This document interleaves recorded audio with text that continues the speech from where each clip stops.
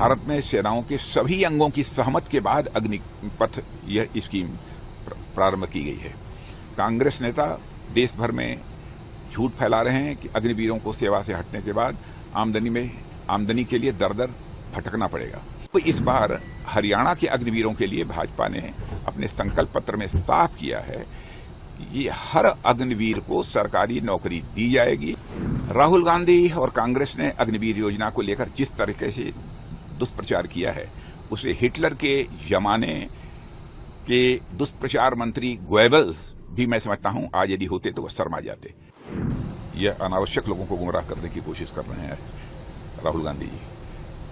और मैं स्पष्ट कर देना चाहता हूं कि हरियाणा की जनता के सामने आज मैं अग्निवीर से जुड़े कई भ्रम इन लोगों ने पैदा किए हैं, उसको स्पष्ट करना चाहता हूं आपके एनआई के माध्यम से। दुनिया में जो माहौल है उसको देखते हुए भारतीय सेना में नए और जोशीले जवानों की जरूरत लंबे समय से महसूस की जा रही थी।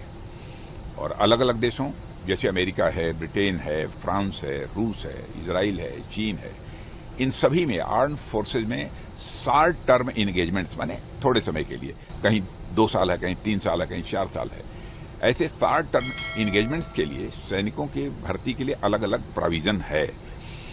भारत में सेनाओं के सभी अंगों की सहमति के बाद अग्निपथ यह स्कीम प्रारंभ की गई है।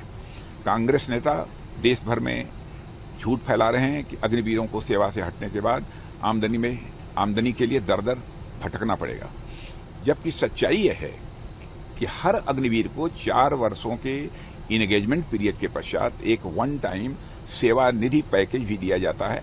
वो लगभग 12 लाख के आसपास है और यह राशि पूरी तरह से इनकम टैक्स से फ्री होती है। जितने भी अग्निवीरों को सेना में शामिल किया जा रहा है, उनमें से 25% अग्निवीर मेरिट के आधार पर सेना में रेगुलर होकर कंटिन्यू करेंगे।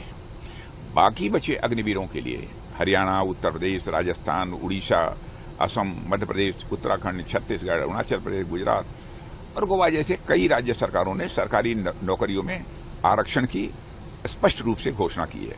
इसके अतिरिक्त पब्लिक सेक्टर अंडरटेकिंग्स में और पैरामिलिट्री फोर्सेज में माने कई ऐसे हैं क्षेत्र जिनमें की रिजर्वेशन का प्रोविजन किया गया है। अब इस बार हरियाणा के अग्निवीरों के लिए भाजपा ने अपने संकल्प पत्र में साफ किया है कि हर अग्निवीर को सरकारी नौकरी दी जाएगी और यह साफ बताता है कि यह अग्निवीर ये हम सबके परिवार की तरह हैं। और मैं यह भी स्पष्ट करना चाहता हूं कि कांग्रेस के नेताओं ने पूरे देश में एक बड़ा झूठ बोला कि मिलिट्री में सेवा के दौरान यदि अग्निवीर की मृत्यु हो जाती है तो उसके परिवार को कुछ नहीं मिलता। सरासर झूठ। यह खड़ा झूठ बोलने का इससे बड़ा उदाहरण मैंने अपने जीवन में नहीं देखा है। यदि किसी अग्निवीर की एक्टिव मिलिट्री सर्विस में दुर्भाग्य से मृत्यु हो जाती है तो उसके परिवार को 1.5 करोड़ रुपए से अधिक की धनराशि दिए जाने का प्राविधान भी किया गया है। और इतना ही नहीं, सेवा निधि पैकेज के अंतर्गत जो लगभग 12 लाख रुपया दिया जाएगा वह दिया जाएगा। इसके अतिरिक्त भी 44 लाख रुपए का एक्स ग्रेशिया पेमेंट है। उसके अतिरिक्त भी 48 लाख ये बैंक के माध्यम से होगा, लेकिन उसमें प्रीमियम नहीं देना होगा। इसके साथ ही सरकार ने अलग अलग बैंकों के साथ एक एमओयू भी किया है, जिसके अंतर्गत 50 लाख से 1 करोड़ तक का इंश्योरेंस कंपनसेशन दिया जाता है।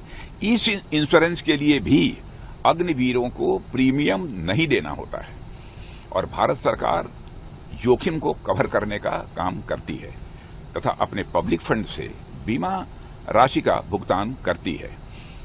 इसे कांग्रेस कहती है कि यह तो अग्निवीर के खुद के बीमा की राशि है, मगर यह एक्स ग्रेशिया पेमेंट है। 1 पैसा भी प्रीमियम हमारे अग्निवीरों को नहीं देना पड़ता है। राहुल गांधी और कांग्रेस ने अग्निवीर योजना को लेकर जिस तरीके से दुष्प्रचार किया है, उसे हिटलर के जमाने के दुष्प्रचार मंत्री गोएबल्स भी मैं समझता हूं आज यदि होते तो वह शर्मा जाते। आज गांधी जयंती के दिन हर हरियाणावासी और साथ साथ हर भारतीयवासी को मैं भरोसा देता हूं कि किसी भी अग्निवीर या सैनिक के साथ किसी भी तरीके का अन्याय नहीं होने दिया जाएगा। सर, बस आखिरी चुनाव है हरियाणा में, 5 को इलेक्शन हो जाएंगे तो आप आश्वासित है कि बीजेपी की सरकार में, क्योंकि आम इसमें आदमी कहीं पार्टी दो मत कांग्रेस नहीं है, में इसमें कहीं दो मत नहीं है। अब देखा होगा आपने बराबर जनसभाओं में कि किस प्रकार का पब्लिक का रिस्पांस प्राप्त हो रहा है, और हरियाणा की जनता ने मन बना लिया है कि अब तीसरी बार भी भारतीय जनता पार्टी की सरकार क्लियर मेजॉरिटी से बनेगी। और मैं कह सकता हूं इसके पहले जितने सीटों पर भारतीय जनता पार्टी ने विजय हासिल करके सरकार बनाई थी, उससे काफी अधिक सीटों पर विजय प्राप्त करेगी और क्लियर मेजॉरिटी के साथ भारतीय जनता पार्टी गवर्नमेंट बनाएगी। नमस्कार, मैं हूं मानक गुप्ता। अगर आपको हमारा ये वीडियो पसंद आया हो तो इसे लाइक और शेयर जरूर करें, और हां, हमें सब्सक्राइब और फॉलो करना ना भूलें ताकि आप देश और दुनिया की कोई खबर मिस ना करें। तो जुड़े रहिए हमारे साथ और देखते रहिए News 24।